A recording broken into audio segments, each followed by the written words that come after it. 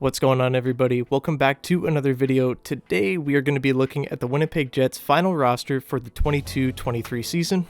I'm both optimistic and a little bit annoyed at the lineup decisions, but we're going to go through that today. And yeah, so let's get right on into it. So before we get into the actual final lineup, I just want to go over the cuts. So first of all, Brad Lambert, after having a pretty good preseason, to say the least. I mean, he looked incredible. He changed a lot of people's minds on him based on his work ethic and potential. He had a really good preseason. He did get sent down to the Moose for now. It remains to be seen if he's going to sign an ELC before the season or not for him to play with the Moose. So I don't know if he's going to be playing with the Moose in Europe, maybe over with the Seattle Thunderbirds. We'll have to see, but Brad Lambert did not make the team this year, and he will have more time to round out his game a little bit more, which I do think he needs to do to become a full-time NHL player. But we got to see a lot of really fun stuff from him, and I'm really excited for the future and Brad Lambert. But moving on here, we have Johnny Kovacevic, who got waived by the Jets and did get picked up by the Montreal Canadiens. This was one that I didn't get the problem that a lot of people had with this. We have so many fantastic defensemen with Sandberg, Heinola, and Chisholm with the Moose right now. I mean, Sandberg's up with the team. Spoiler alert, we'll get into that later. But I don't get the point of everybody freaking out about losing a player like Johnny Kovacevic. He's already 25. He turned 25 this offseason. And yeah, he's a bigger body and everything, but I don't know if he's going to be that great. Like, he's on the Montreal Canadiens right now. They claimed him, as I said before, and he's on their third pairing, and that defense is awful. The only reason that Montreal claimed him is because they literally have nobody else that can fill an NHL role, and so he's like their sixth guy, and he would be like number 10 on the Jets. I don't think he even would sniff the lineup this year, even if quite a bit of injuries happened. I don't think he would be in line for that. So that's just my thoughts on Kovacevic. I like the guy and everything, but I just don't think that with all the defensemen that we have already with that massive logjam, I don't think that he would even sniff the NHL on our team, and that's why I'm not really that upset about it. I mean, it's just really a 25-year-old defenseman who's played one NHL game. How much is he really going to elevate from being a seventh, maybe a sixth guy? I don't think that happens for him. I don't think he turns into a top 4 guy. I don't think this is a big loss for the Jets. Moving on, we have Jansen Harkins, who got sent down because Saku Maanalainen played out of his mind. He played great in the preseason. I really liked his game, and he pushed his way into a position in the lineup as it stands right now. But Harkins got sent down, and surprisingly, no one claimed him. I thought that he would definitely get picked up just because of the amount of playing time that he got last year. But no one claims Jansen Harkins, and he will be with the Moose. After 30 days of being sent down, the Jets can call him up without having him have to go through waivers, so nobody would be able to claim him. So if they do need depth down the line, if injuries do happen, then he will be able to come back up to the big club if need be. And now the final one that I want to talk about is the final D spot. And in preseason, it was between Logan Stanley, Ville Heinola, and Dylan Sandberg, who was going to get that spot. And a lot of people thought it was going to be Sandberg or Heinola because Stanley looked awful in the preseason. He looked awful all last season. And somehow, I don't get it. I don't get it. This is the most Jets thing I've ever seen, and it's incredibly frustrating. But Logan Stanley wins the job. Ville Heinola gets sent down. And Dylan Sandberg, as it stands right now, is a scratch. And he's playing with Kyle Capobianco in practice. And how Kyle Capobianco's even there boggles my mind too. I don't know why we signed him. It just seems like he's just filling a roster spot. I don't think he played more than 2 preseason games.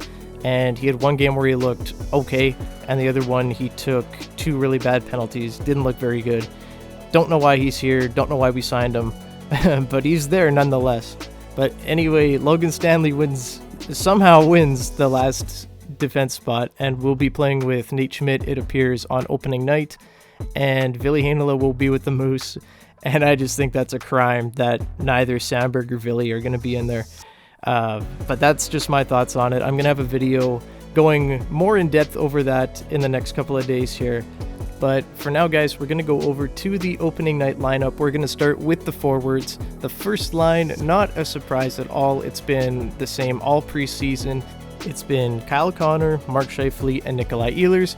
Definitely a dangerous line, and a line that could give teams a ton of issues. They looked pretty good down the line in the preseason.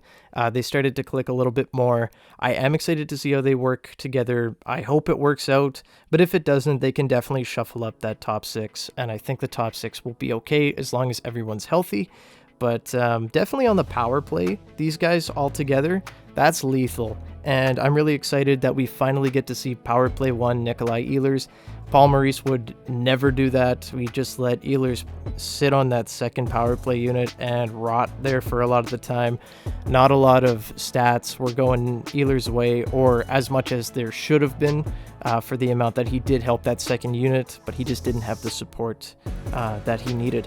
But now I think that Ehlers is in a great position to maybe have a big year and push maybe point per game or even more.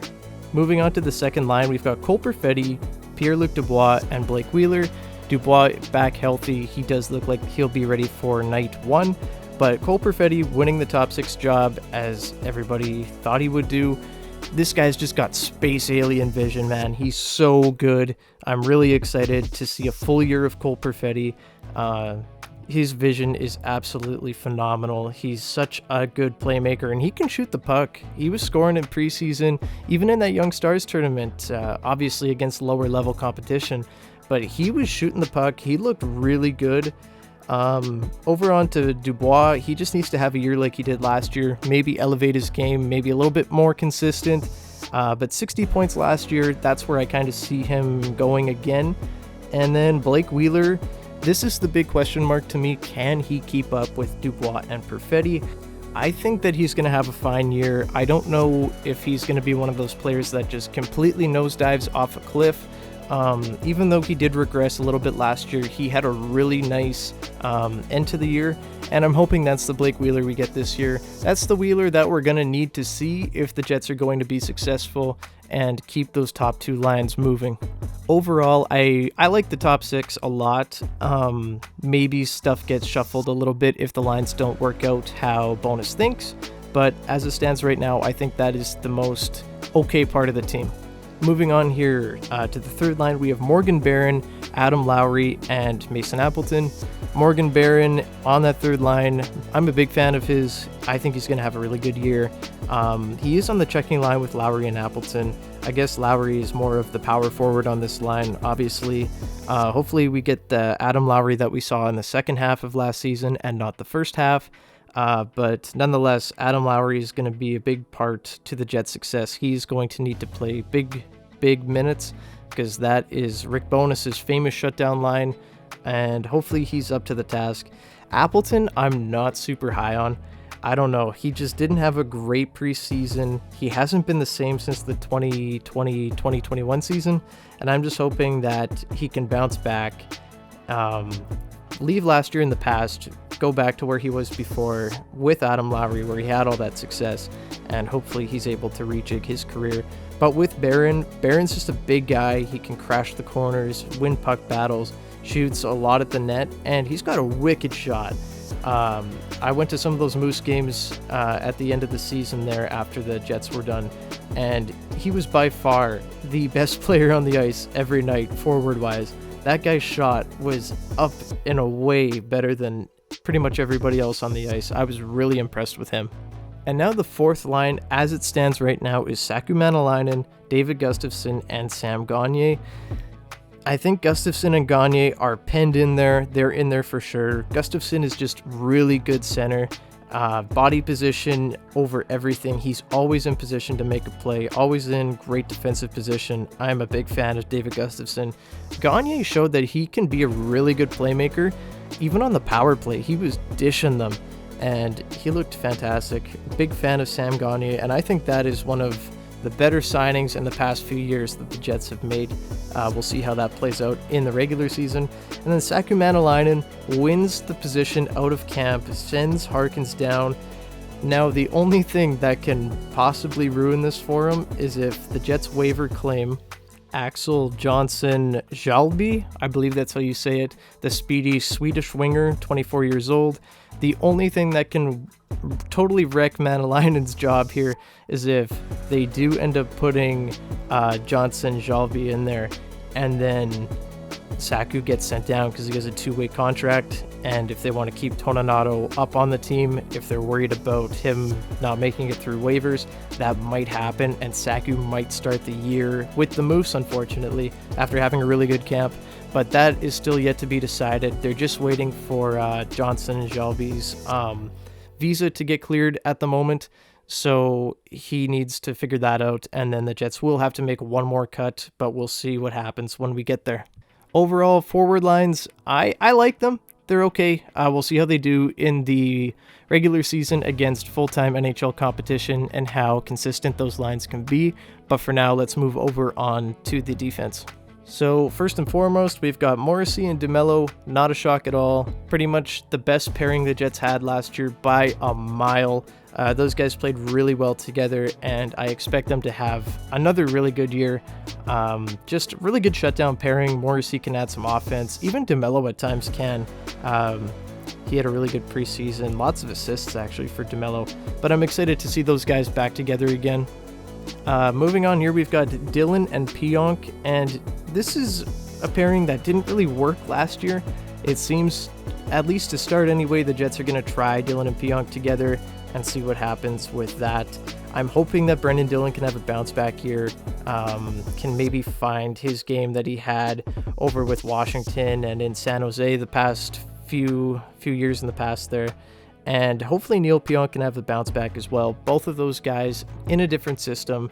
I think Pionk is going to definitely benefit from the aggressiveness that Rick Bowness wants to see with his defensemen. So I'm really excited to see how these guys do. Hopefully they both bounce back, and maybe they can work well in a new system this year. And the final pairing is Logan Stanley and Nate Schmidt, which is crazy to me. I don't even have words for it. Stanley, I don't know how you got here, besides being 6'7", but you're in the lineup, so I don't know. I've already talked about Stanley before a little bit, before we got into the defenseman here, but crazy that he's in there over Sandberg or Heinola. That's wild to me. And then Nate Schmidt, who I don't think played well with Stanley. I thought Schmidt really clicked well with Sandberg and Heinola. I don't think he had the same amount of chemistry with Stanley. I think that bottom pairing is going to be a disaster, and I wouldn't be shocked if it doesn't last more than 10 games before that gets flipped or something happens there. I'm going to be interested to see how long the leash is on Logan Stanley. Is he just in there because he's familiar? I don't know. This is this is wild. I did not see that coming at all. And then, of course, in goal, we've got Connor Hellebuck, who is probably going to have to play a lot this season. And then, of course, behind him, Dave Rittich, who did redeem himself from that bad preseason game in Game 1. He did have a 37-save shutout in there as well. So he did play better as the games went on. I hope he's able to continue to play that well, because Dave Rittich does not have a very good track record. So I'm hoping maybe this year he can turn it on, have a career year. That would be very nice. I'm not sure how confident I am in that happening, but I'm excited nonetheless to see how he does. But yeah, guys, this has been the Winnipeg Jets 22-23 lineup. How do you guys feel about the team? Where do you see this team going? Do you think they're middle of the road team? Do you think they're going to surprise a lot of people and go farther into the playoffs? Or do you think this is like draft lottery team? Do you think this is bottom 10 team? Let me know in the comments down below. I have some optimism and I have some things that I don't like about this team, but we will find out how everything works in not too long here. Friday is the first game. So thank you guys for watching. Leave a like and subscribe if you haven't already, and I will see you in the next one. Have a great day, everyone.